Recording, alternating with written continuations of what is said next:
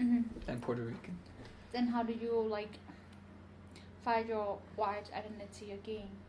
Was there like that conscious pursuit of white identity? Well, I wouldn't say I have a... It wasn't a tangible thing I pursued. It was just I realized, like, I am white. But it doesn't define who I am. I just happen to be white. And it wasn't... I don't think it was a hard decision. Like, it wasn't a decision because I was born that way. But I think I just got smarter, honestly. Like, as I got older, I got more aware.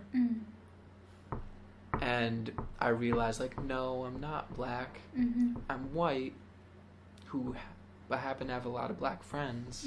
But the whiteness does not completely define who I am. Does not show me who I have to play with, something like that. Yeah, exactly. And I don't know. Yeah, that was weird. So continue your story. How does it continue to college? I want to talk about going to the rich summer camp, though. Yeah, right. Sorry for that. No, you're good. So, in the middle of high school, as I was going through this, and I was experiencing, like, black culture, I guess. You know, like, I was, like, through my friends and the people I associated with, and was simply around, like, I just picked up a lot. And it rubbed off on me because I was at a very impressionable age. Like, high school, like, a lot that happens in high school sort of defines you in a way. And so a lot of the people I was around and, like, okay, another part of that was I wanted to fit in, too. Because, like... It's nature's thing. Yeah, I wanted to fit in, and I wanted to fit in with the people around me, so I picked up the ways of the people around me. So that really rubbed off on who I am today, and really affects who I am today. So I get to this summer camp, right? And my family isn't wealthy. We're not poor, though. Like middle, like, I'm on the Bonner Scholarship here, so which you can only get if you fall below a certain income. Right. So I'm not, like, I can't complain. But I'm not the son of Manhattan elite, whose parents are the CEOs of Wells Fargo and some of the biggest Wall Street places. So I go to this camp, and it's a predominantly Jewish camp, and there is, like,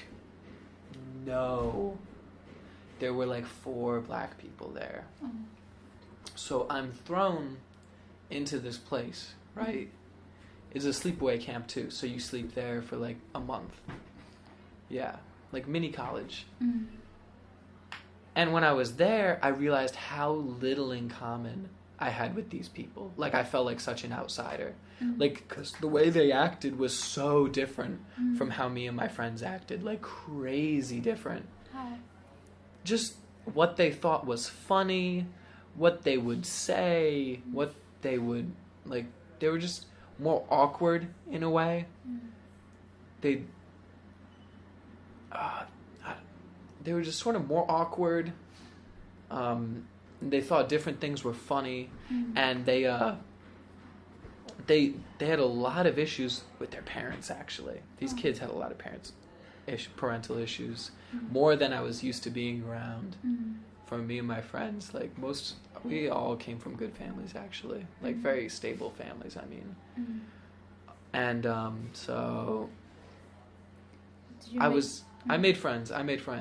But what was weird was, like, I kid you not, like, I'm not exaggerating when I say this. I wouldn't say this if it wasn't true. But people there, like, would tell this to me. Like, I was almost like a celebrity there. Everyone knew me.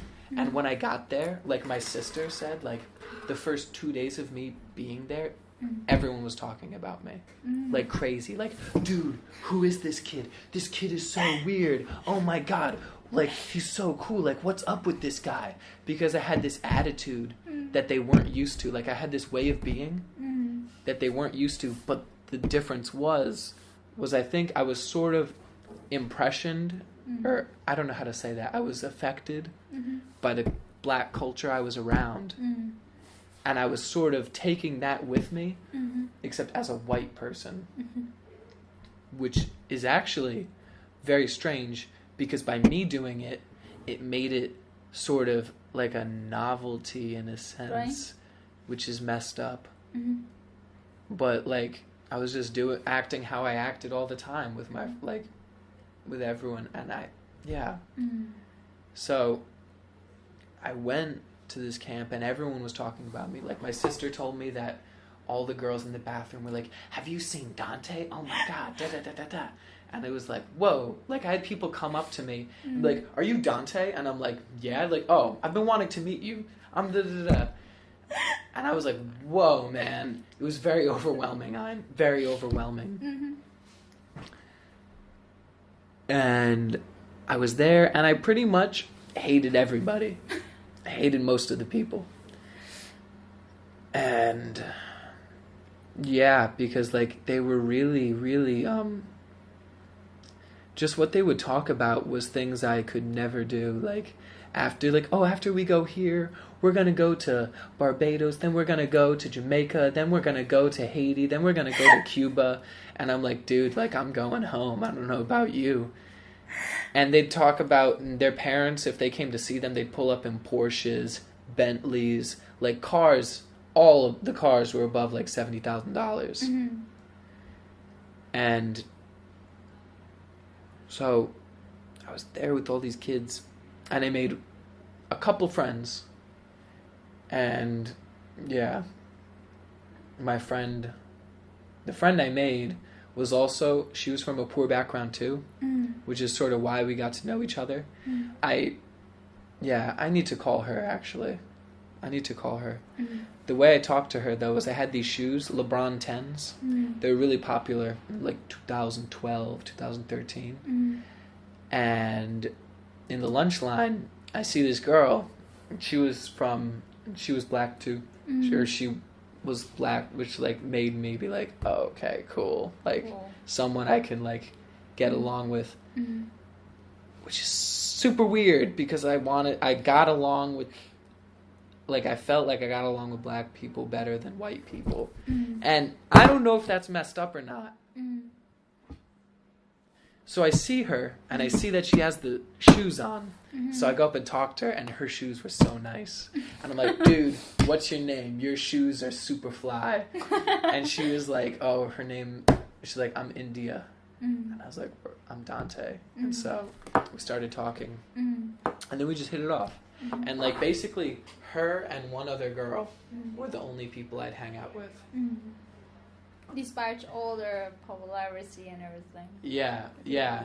So, yeah, it was really weird. So then I come back. But usually, when people are in that situation, there are two kinds of observation that makes. The first is maybe that, like, those kids are above me. They talk about all these scholarly and fantastic things I can never experience. The second kind of reaction is that they are below me to some extent. They are so snobby and they're so showy and all those things. Yeah. What kind of experience do you have? That was the one.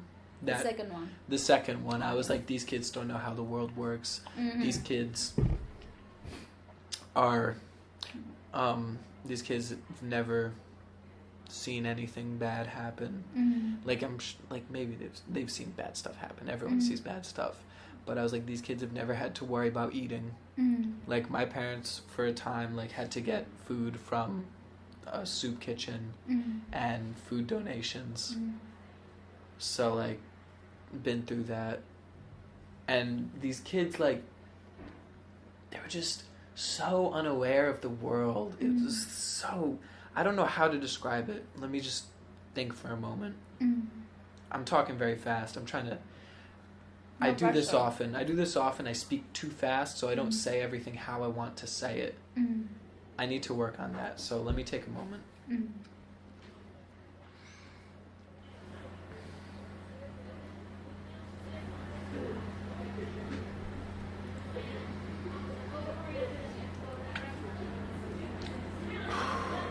So it was as if these kids had been sheltered within their own lives, that they'd never had any view or experience of anything outside of the own world in which they live in. And they never were able to, so they never had any view outside of the world in which they lived in, which made them just very... What was the question? Tell your story, basically. Okay. That's the question. Yeah. Well, long story short, I didn't get along with kids because we both were in different worlds. Okay. So then I came back from the camp, and I go back to high school. Things were good. Go to high school. High school's fun. Have fun time with my friends. Smoke weed all day, every day. No, we didn't smoke weed every day. Just occasionally. Okay. Yeah. But don't put that on. You can be anonymous. Yeah, that's anonymous. Okay. That was a joke, by the way. I'm joking. So I get back to high school, go to high school, finish out high school, and then high school's over. And we all graduated. And then I go to college. And... Did your view of high school or the view of anything change after you came back from that time? From the camp, I learned how the other side lived. I learned how, like, rich people experienced and viewed the world. So that was interesting. And it made me appreciate where I was more. Great.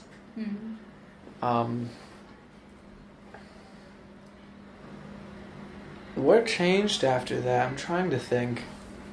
So, it made me like school a lot less, actually. The camp itself, it wasn't the people there, but the camp itself made me like school a lot less. Because it was actually, it's a very cool camp. Like, it promotes like a real different way of thinking. Like, it's an arts camp. So you stay there for a month and you literally just make art the whole month. Wow. And